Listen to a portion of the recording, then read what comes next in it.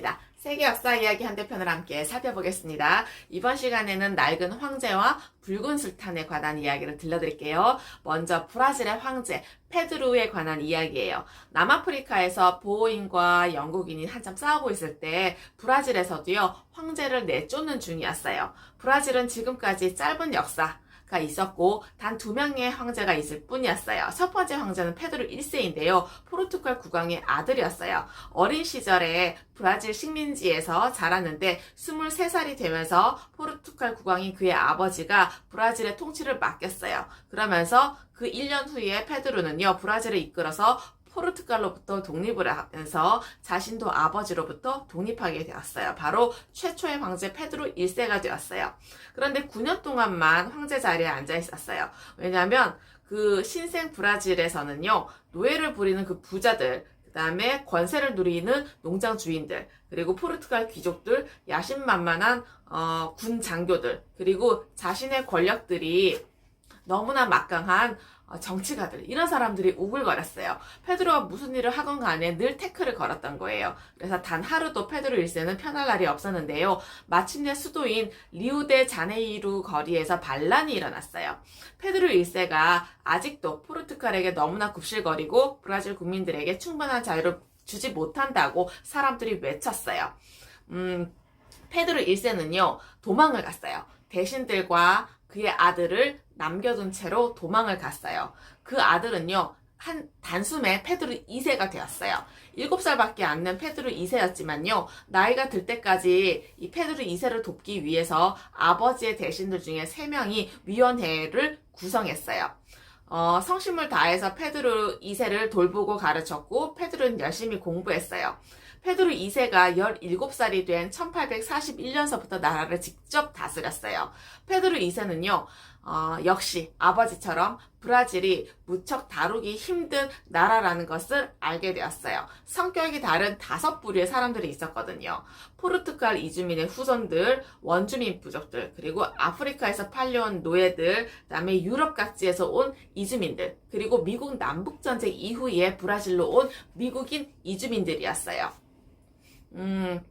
페드루 2세는요 브라질이 번영을 누리기 위해선 이 5부류의 사람들이 모두 일을 하고 충분한 소득을 갖고 그리고 차별 없이 교육받을 기회가 주어져야 한다고 믿었어요. 그래서 공장도 짓고 철도도 놓게 하고 새로운 학교도 지었어요. 외국인 기술자들을 브라질로 불러들여서 살게 하고 과학기술들을 전수했어요.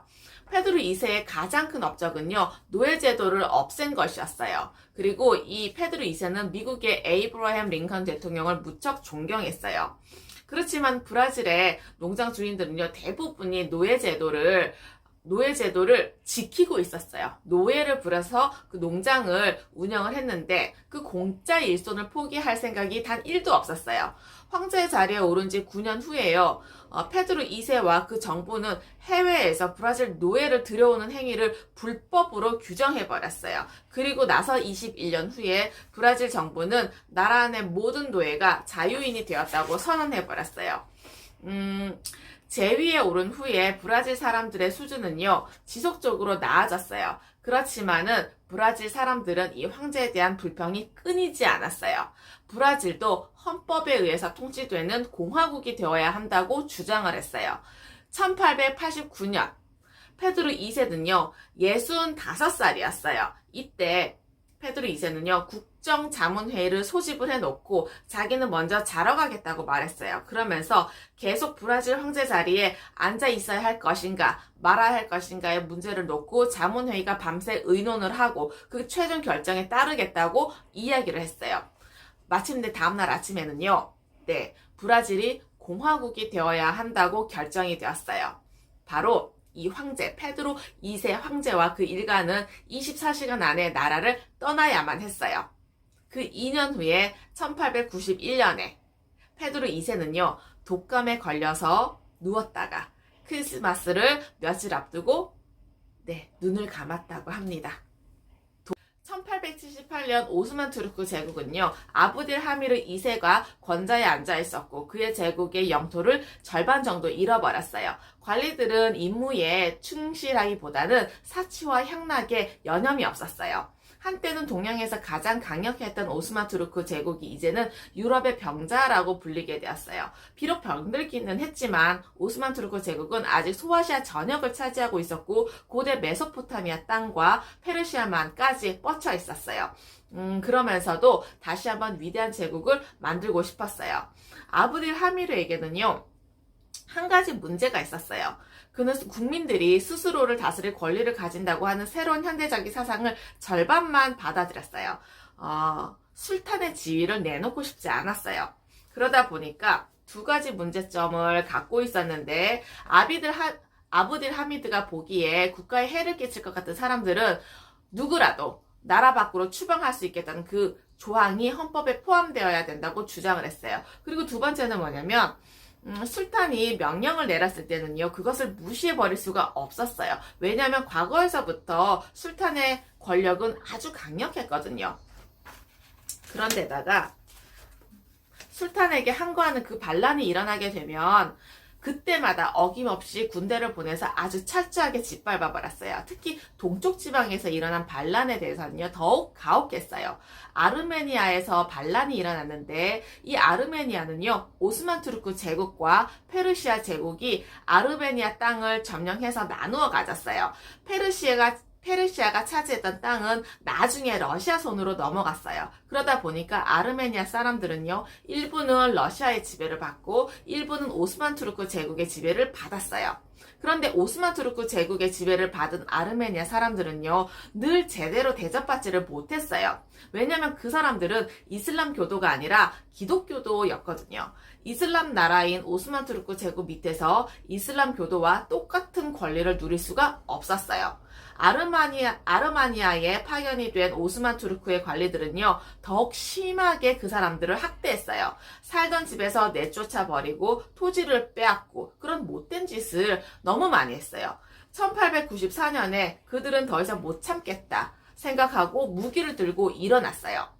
아브딜 하미드는요, 러시아가 영국을 비롯한 다른 유럽 나라들하고 짜고 술탄에 항거를 하고 있다고 생각을 했던 거예요. 그래서 아브딜 하미드는요, 군대를 아르메니아로 보내서 반란을 일으키는 그 무리들은요, 닥치는 대로 죽이라고 명령을 했어요.